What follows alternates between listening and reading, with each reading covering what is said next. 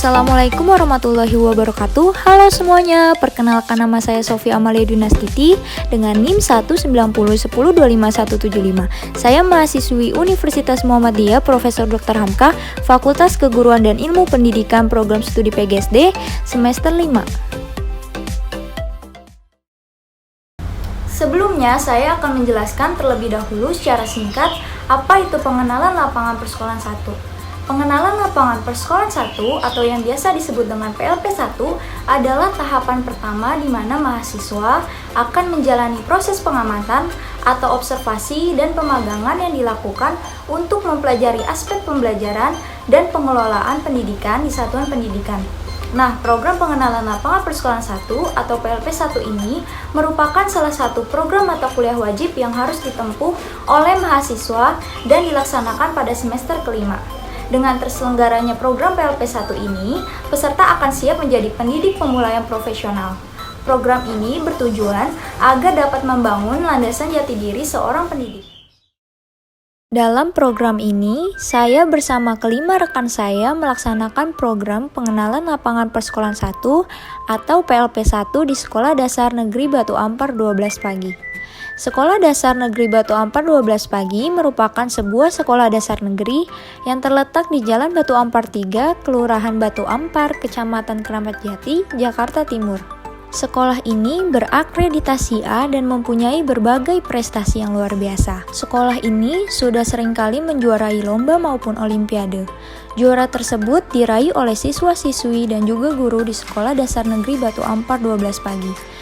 Selain itu, yang membuat sekolah ini berkualitas adalah sekolah berstandar nasional, yaitu sifat ramah tamah, kedisiplinan, tepat waktu, kebersihan, dan sebagainya. Visi dari sekolah ini adalah: pertama, mewujudkan yang berkualitas dan mandiri sehingga dapat menghasilkan lulusan yang baik. Kedua, unggul dalam prestasi berdasarkan iman dan takwa. Lalu, misinya adalah: pertama, meningkatkan disiplin dan tanggung jawab profesionalisme dan kesejahteraan guru. Kedua, memberdayakan seluruh sumber daya yang ada. Ketiga, menyelenggarakan kegiatan kurikulum secara efektif dan efisien. Keempat, mengusahakan guru profesionalisme dan mengembangkan bakat dan kemampuan siswa. Kelima, memanfaatkan waktu di sekolah untuk kemajuan seefisien mungkin. Serta yang terakhir, meningkatkan peran orang tua murid dan komite sekolah. Sarana dan prasarana yang terdapat pada Sekolah Dasar Negeri Batu Ampar 12 Pagi antara lain yaitu ruang kelas, ruang laboratorium, ruang kepala sekolah, ruang guru, tempat ibadah, ruang UKS, toilet, ruang tata usaha, aula, taman ramah anak, ruang ANBK, dan sebagainya. Pada pelaksanaannya, kami berkesempatan untuk mewawancarai dua narasumber, yaitu yang pertama Ibu Elia Emaris MPD, selaku Kepala Sekolah dari Sekolah Dasar Negeri Batu Ampar 12 Pagi. Lalu yang kedua adalah Ibu Susina SPD, selaku Guru Pamong. Pada kesempatan kali ini, saya akan menyampaikan laporan dari hasil wawancara dalam kegiatan PLP 1. Poin pertama yang akan dibahas adalah mengenai kultur sekolah yang berkaitan dengan karakteristik umum peserta didik. Di Sekolah Dasar Negeri Batu Ampar 12 Pagi, secara fisik keseluruhan siswa sehat jasmani dan rohani. Siswa berkebutuhan khusus kurang dari 5%. Secara sosial kultural, mayoritas lingkungan siswa berasal dari ekonomi menengah ke bawah. Siswa-siswi berasal dari suku yang beragam dan mayoritas bertempat tinggal di sekitar lingkungan sekolah. Secara intelektual, mayoritas orang tua siswa lulusan SMA sederajat serta mayoritas beragama Islam. Dalam mengembangkan karakteristik tersebut, Kepala Sekolah menyebutkan bahwa dengan memberikan kegiatan pembiasaan siswa seperti pembiasaan siswa di hari Jumat, yaitu dengan kegiatan yasinan dan doa bersama, melaksanakan sholat duha dalam mengembangkan karakteristik spiritual, pembiasaan di hari Kamis menyanyikan lagu-lagu daerah dan lagu wajib nasional yang dapat mengembangkan karakteristik sosial kultural, serta kegiatan Jumat bersih yang dapat mengembangkan karakteristik spiritual dan kebersihan. Lalu, poin yang kedua mengenai struktur organisasi dan tata kerja di sekolah. Struktur organisasi di Sekolah Dasar Negeri Batu Ampar 12 Pagi dipimpin oleh Ibu Elia Emaris MPD selaku Kepala Sekolah, Ibu Susina SPD selaku Wakil Kepala Sekolah, lalu dilanjutkan dengan pelaksana tata usaha yaitu yang pertama bendahara oleh Ibu Lilis Hartiningsi SPD, operator oleh Pak Darmawan, pengurus barong oleh Ibu Susina SPD, kearsipan siswa oleh Ibu Siti Ermawati Wahyuningsi SPD, kemudian kebersihan oleh Bapak Soni Sumantri, dan keamanan oleh Bapak Ahmad Yadi. Selanjutnya, para tenaga fungsional yaitu Dewan Guru dan Pustakawan, serta komite sekolah. Kepala sekolah menjelaskan bahwa pembagian tugas pada organisasi sekolah dilakukan secara musyawarah pada saat tahun ajaran berganti, yaitu dengan mengadakan rapat pembagian tugas. Dalam merancang susunan tata kerja sekolah, kepala sekolah mengadakan raker atau rapat kerja yang diadakan setiap tahun pelajaran. Poin yang ketiga adalah peraturan dan tata tertib sekolah. Kepala sekolah menegaskan bahwa tata tertib yang dilakukan pada saat pembelajaran jarak jauh atau PJJ adalah adanya monitoring kepala sekolah terhadap guru dalam melaksanakan pembelajaran secara daring melalui Zoom atau Google Meet, dan melakukan monitoring terhadap kebersihan dan keamanan sekolah secara langsung. Dalam pelaksanaannya, kepala sekolah melakukan rapat evaluasi guru dan staf yang dilakukan 1 bulan sekali. Tata tertib yang diberlakukan bertujuan untuk terciptanya sekolah yang tertib, bersih, aman, nyaman, dan ramah anak.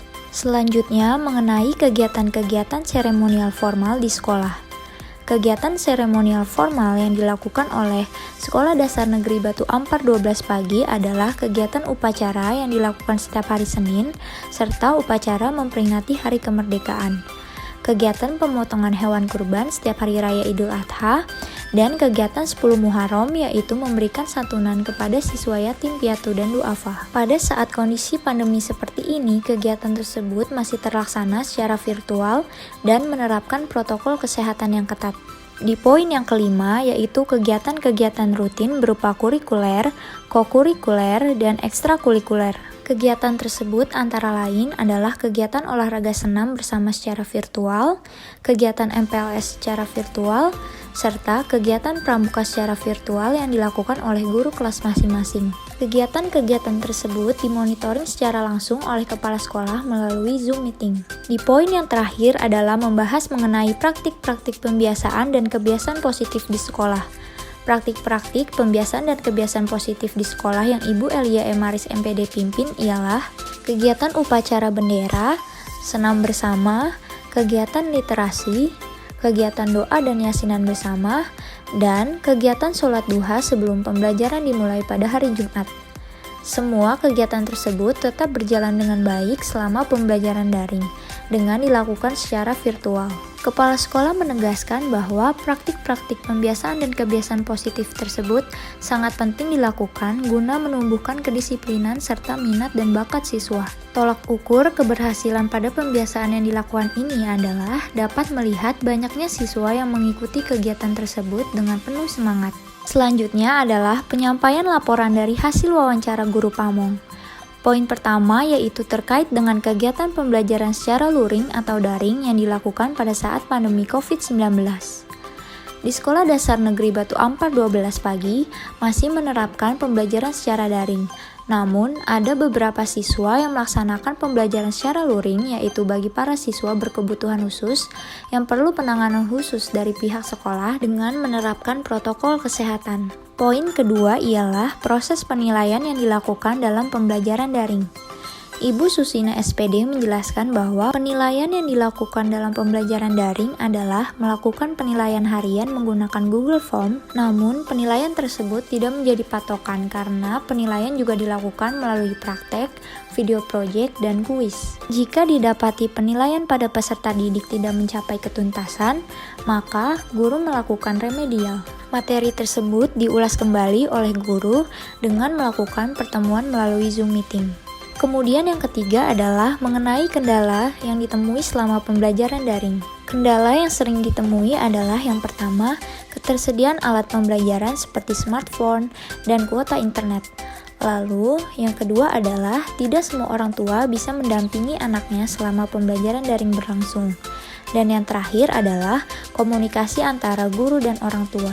Namun, seiring dengan berjalannya waktu, kendala tersebut dapat diminimalisir dan tentunya dengan adanya kerjasama antara pihak sekolah dan orang tua. Selanjutnya, yang terakhir adalah motivasi siswa selama pembelajaran daring. Menurut Ibu Susina SPD, pendekatan secara persuasif dan bimbingan dapat dilakukan agar siswa-siswi tidak merasa jenuh dan bosan saat pembelajaran daring berlangsung. Motivasi tersebut sangat berpengaruh terhadap proses belajar peserta didik. Baiklah, sekian pemaparan hasil laporan pengenalan lapangan persekolahan 1 atau PLP 1 yang sudah saya laksanakan. Semoga bermanfaat. Terima kasih atas perhatiannya. Wassalamualaikum warahmatullahi wabarakatuh.